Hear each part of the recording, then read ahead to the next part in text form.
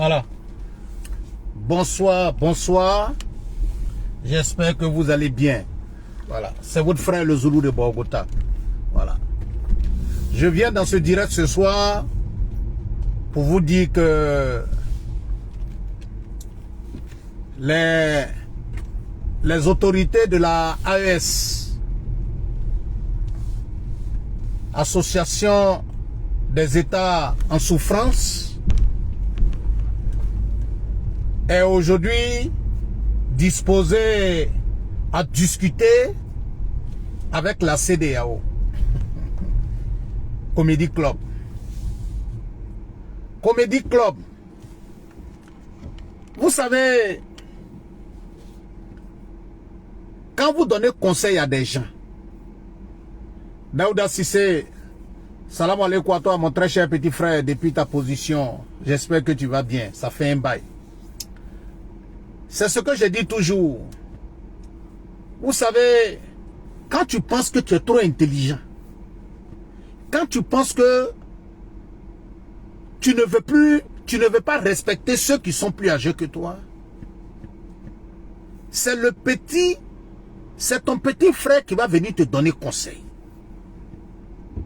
Quand j'ai vu Choguel arrêter, le premier ministre malien arrêté à côté de Ousmane Sonko, en train de l'écouter comme quelqu'un qui était en train d'écouter son père qui était en train de lui donner des conseils, je me suis mis à rire. Je me suis mis à rire.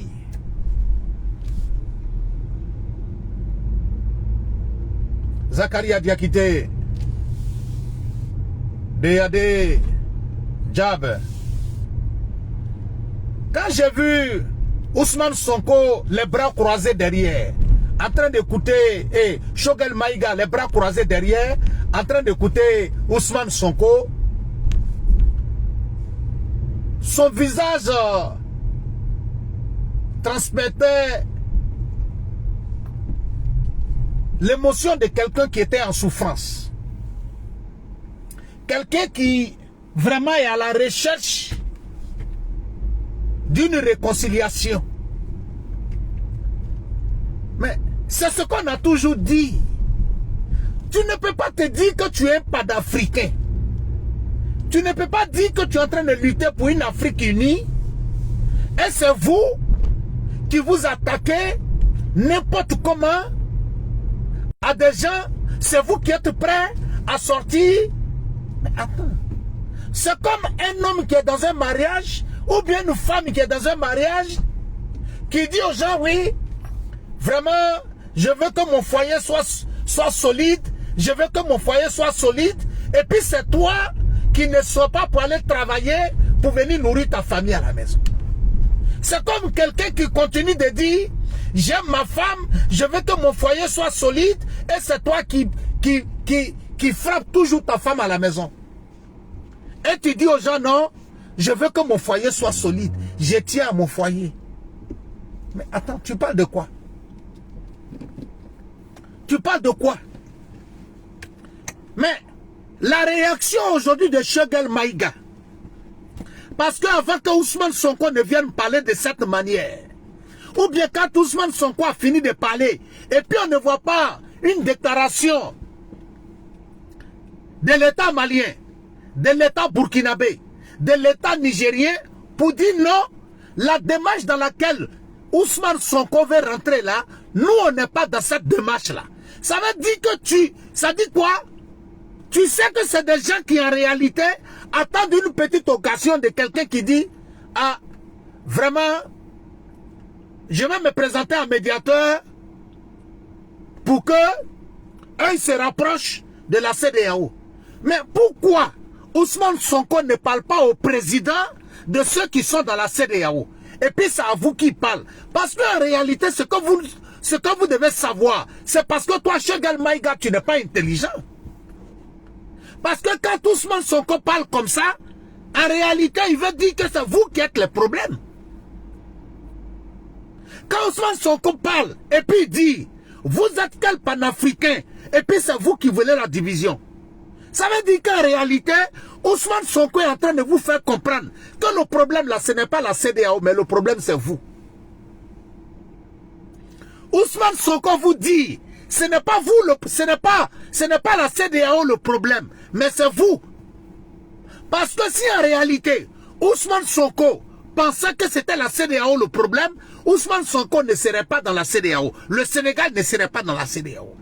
Mais si le Sénégal est dans la CEDEAO, et puis le Sénégal dit que eux, là, ils ne sont pas dans une position pour dire que eux, ils vont sortir de la CEDEAO. Tu sais, Ousmane Sonko vous parle comme si on est en train de parler à des enfants. Ça dit que ton enfant commet une erreur. Tu ne le frappes pas. Mais, tu lui dis néanmoins que ce que tu es en train de faire là, ce n'est pas bon. Quand Ousmane Sonko sort du Mali, c'est un lavage de cerveau qu'il allait vous faire. Ah, donc vous voulez qu'il ait un médiateur pour que vous retournez à la CEDEAO. Parce qu'aujourd'hui, là, l'association des États en souffrance, là, l'AES, là, ils doivent venir dire aujourd'hui, parce qu'il y a 3 ans en arrière, il y a 2 ans en arrière, il y a d'autres qui ont chassé les Américains, ils ont chassé les Français, ils ont chassé la CEDEAO, ils ont dit qu'ils s'en vont, qu'ils se sentent aujourd'hui libres de défendre leur pays. Mais il faudra aujourd'hui que vous venez expliquer le fait que vous avez quitté la CEDEAO là. Qu'est-ce que ça a changé dans la sécurité des Maliens au Mali? Qu'est-ce que ça a changé dans la sécurité des Burkinabés au Burkina? Qu'est-ce que ça a changé dans la sécurité des Nigériens au Niger? En réalité, ça n'a rien changé. Sinon, bien au contraire, ça a augmenté. Parce que le Mali, il y a quelques semaines de cela, le Mali a lu l'heure. Il y a quelques semaines de cela, Wagner a lu l'heure. Aujourd'hui, même la Russie fait des déclarations pour dire que eux, là, ils n'ont rien à voir avec vous. Bon, vous voyez, chers frères et sœurs, voilà pourquoi nous, Ivoiriens, chers frères et sœurs, que le président Ouattara soit candidat en 2025 ou que le président Ouattara ne soit pas candidat en 2025. Je le dis haut et fort. Tout bon Ivoirien, celui qui aime la Côte d'Ivoire, devait dire merci au président Ouattara. Devait prier Dieu pour que Dieu donne longue vie au président Ouattara. Ouattara, oh, salut à toi, mon très cher frère. Salam alaikum à toi, ma très chère petite soeur, Mireille Patience. Mais, parce que, en réalité, chers frères et sœurs, vous voyez, on a dit ici que la Côte d'Ivoire a été vendue à la France. Ok. Chers frères et sœurs, je veux que les Ivoiriens fassent un retour en arrière.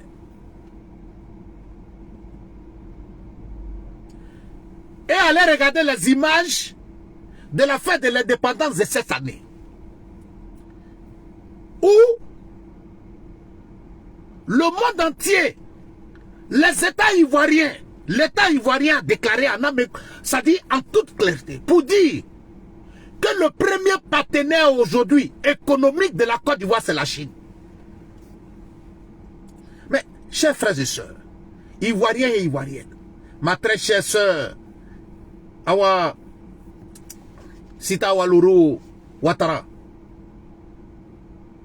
mais j'aimerais vous poser la question de savoir si la Côte d'Ivoire était un pays qui avait été vendu à la France. Si la Côte d'Ivoire est un pays qui est vendu à la France, comment se fait-il aujourd'hui que le premier partenaire économique de la Côte d'Ivoire, c'est la Chine? Comment se fait-il que le premier partenaire de la Côte d'Ivoire, là, c'est la Chine? Si la Côte d'Ivoire est vendue à la France, ma très chère grande sœur, Adja Konaté Doumbia, est-ce que je vois un farfelu qui est en train de raconter ses âneries. Mon frère, au lieu de venir t'attaquer à Zulu de Bogota sur sa page, mon frère, au lieu de venir t'attaquer à Zulu de Bogota sur sa page, au lieu de venir dire que Zulu de Bogota c'est un menteur, je veux que tu viennes dire, il y a combien de soldats qui ont été soldats maliens qui sont tombés il y a 2 semaines, 3 semaines de cela. Mais c'est de ça qu'il s'agit. Ça dit que vous-même en âme et conscience aujourd'hui, là, ça dit que les États là aujourd'hui, ils attendent seulement quelqu'un n'a qu'à venir s'asseoir. Ma très chère grande sœur, Adja, excusez-moi, Adja Fatou Sila Fofana, salut à toi, j'espère que tu vas bien. Ça dit que, je le dis et je répète, j'ai toujours dit, chers frères et sœurs, la politique là, la politique, ce n'est pas une histoire de gros bras. La politique, c'est pas parce que tu fais 1m98, ça veut dire que tu es capable de dominer celui qui fait 1m55. Non. La politique, c'est un débat d'idées. Quand tu décides de diriger un peuple, on dirige un peuple avec l'intelligence. On dirige un peuple avec l'intelligence. On ne dirige pas un peuple dans l'émotion. On ne dirige pas un peuple dans l'émotion. La politique ne se fait pas dans l'émotion. Quand tu dis que tu diriges un peuple, quand tu dis que tu diriges un peuple, quand tu décides de faire la politique, voilà des gens aujourd'hui qui sont là. Quand tu regardes un homme comme Ibé Kakao, qui décide de s'attaquer au premier président de la Côte d'Ivoire, ça dit que toi, le président Félix Houphouët-Boigny est décédé. Toi, tu n'avais pas encore fini de chier dans ton caleçon. Oui, je le dis haut et fort. Ibé Kakao.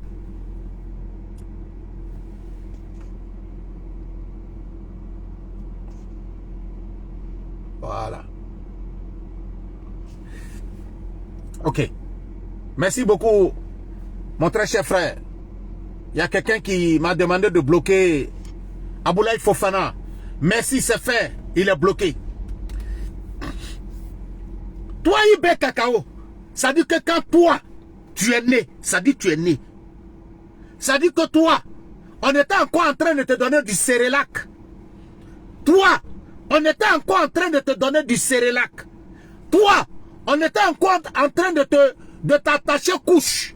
Ça dit que Fanicolo, voilà, c'est quoi on appelle Fanicolo là. On prenait encore le Fanicolo pour te protéger avec ça, pour ne pas que tu chies. Tu comprends?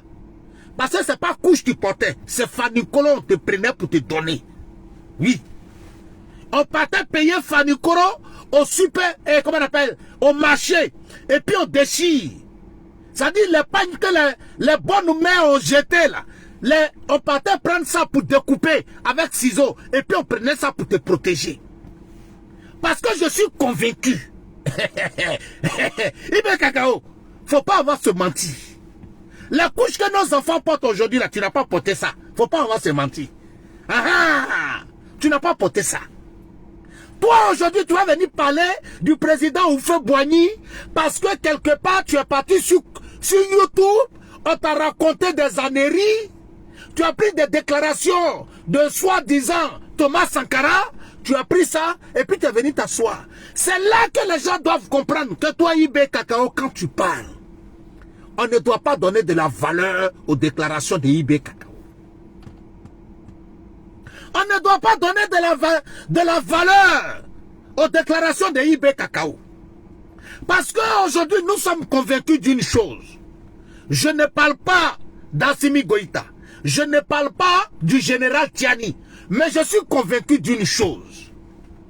Chers frères et sœurs, nous devons prier pour Ibé Kakao. Parce que je suis convaincu d'une chose. Vous savez, quand tu as fait des années en train de combattre contre les djihadistes dans le désert, et que de temps en temps tu étais obligé de te coucher dans le sable du désert, Djibouti de Tengrela, salut à toi. Quand tu étais obligé de te coucher dans le désert, dans le sable chaud, c'est pas sûr que pendant toutes ces tentatives où tu as eu à te coucher sur le sable chaud du désert, des grains de sable ne sont pas finis dans tes oreilles. Et on se rend compte que ces grains de sable du désert qui sont rentrés dans les oreilles de IB Cacao ont dû avoir des effets sur le cerveau. Parce que, allez-y regardez bien. Allez-y regardez bien. Il est le plus jeune de ceux qui dirigent les pays de l'AES. Et c'est lui qui parle beaucoup. Et c'est lui qui parle beaucoup. Et à chaque fois qu'il parle, tu te poses même la question de savoir de quoi est-ce qu'il est en train de parler. Voilà quelqu'un aujourd'hui qui veut parler de l'histoire de Laurent Gbagbo. Tu ne connais pas l'histoire de Laurent Gbagbo. Non, on nous a menti. On nous a menti. Oufo Boigny a dit ça. J'ai affaire aux autorités qui dirigent la Côte d'Ivoire. Mais alors que tu sais bel et bien où ils se trouvent. Ils sont à Abidjan. Mais au lieu d'aller t'asseoir au milieu des gens pour dire non, j'ai affaire à eux. Mais quand tu as affaire à quelqu'un et que tu es un vrai soldat, mais tu te lèves, tu vas le trouver où il est. Le président Ouattara n'est pas caché. Va le trouver où il est, tu vas régler tes comptes avec lui. Est-ce que nous on est pressés? Est-ce que nous on est pressés? Je le dis haut et fort. Les gens aujourd'hui de la AES là, si la CEDEAO fait une petite ouverture pour leur retour, je vous dis, même condition, ils ne vont pas parler. Je vous dis, même condition, ils ne vont pas poser. Ça dit que dès qu'on leur a donné l'occasion, automatiquement, ils se retournent. Ils attendent seulement quelqu'un n'a qu'à venir dire, comme Ousmane Sonko a fait. Aujourd'hui, c'est eux qui parlent. Pourquoi les activistes de ces pays-là ne sortent pas aujourd'hui pour dire que Ousmane Sonko, tu es dans un faux combat. Ousmane Sonko, tu es dans un faux combat. Chers frères et sœurs, il y a quelqu'un qui a fait ça déjà parmi les politiciens ivoiriens. Il a tapé sa poitrine. On dit, hey, petit, il faut te calmer, va discuter. Il dit non, moi je ne suis pas dedans. Ouattara doit partir. C'est déjà fini. J'ai créé mon nouveau gouvernement. Rentrez ici, sorti ici. Où il est aujourd'hui? Il est où aujourd'hui? C'est lui-même aujourd'hui, quand il prend son téléphone pour appeler le président Ouattara, c'est lui-même qui est prêt. C'est lui-même qui court. C'est lui-même ses propres collaborateurs qui courent pour faire les postes. Pour dire que le leader a parlé avec le président Ouattara.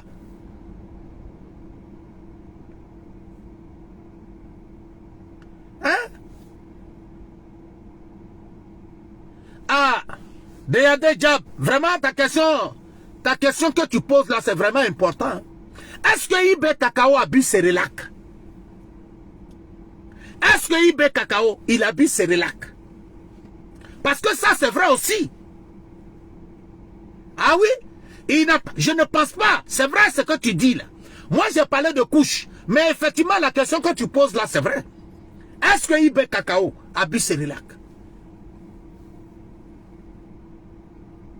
Donc, chers frères et sœurs, quand on voit certaines personnes, ça dit qu'en réalité, ce n'est pas ceux qui dirigent aujourd'hui les pays de l'AES là qui font pitié. Mais nous, on a pitié pour le peuple. On a pitié pour le peuple. En Côte d'Ivoire, dans les années 80, je me rappelle encore, 85, quand on était à Djiglo, il y avait des jours comme ça, on dit, bon voilà, pendant un jour, il n'y aura pas de lumière, ça fait 3 ans, on envoie le courant, à partir de 5 h du matin, il n'y a plus courant, aujourd'hui c'est le tour de Diokwei, demain c'est le tour de Bangolo, après on va envoyer à Man, c'était comme ça, ça tournait. Mais en 2024, il y a des États encore dans ce monde-là où une journée ça fait 24 heures de temps. Et puis, dans leur pays, là, ça dit 24 heures de temps, dans leur pays, il y a des villes encore. Je ne parle même pas de villages, je ne parle pas de campements. Il y a des villes qui reçoivent la lumière 4 heures de temps par jour, 5 heures de temps par jour. Chers frères et sœurs, ce genre de temps, il faut avoir pitié pour le peuple. Il faut avoir pitié pour le peuple. Il faut avoir pitié pour le peuple. On a pitié pour le peuple. Parce qu'en réalité, ce n'est pas eux qui souffrent. Mais voilà quelqu'un qui est là, chers frères et sœurs. Adama, tout le monde sait qu'actuellement il fait chaud. Il fait chaud en Côte d'Ivoire, il fait chaud partout. Mais parfois, moi-même, je me pose la question de savoir où. Ah, Adama. Quelqu'un peut être du 1er au 30e comme ça, dans le treillis, avec gants. Du 1er au 31. Toi, tu as gants. Tu as treillis. Ah, Adama. Non, chers frères et sœurs. On a vu, hein, quand tous les grands pays, quand vous fêtez l'indépendance, c'est défilé des militaires, des gendarmes, de la police, des sapeurs-pompiers, pour que les gens comprennent. Mais les pays de l'AES aujourd'hui, quand ils fêtent leur indépendance là, il faut quitter dedans. Il faut quitter dedans.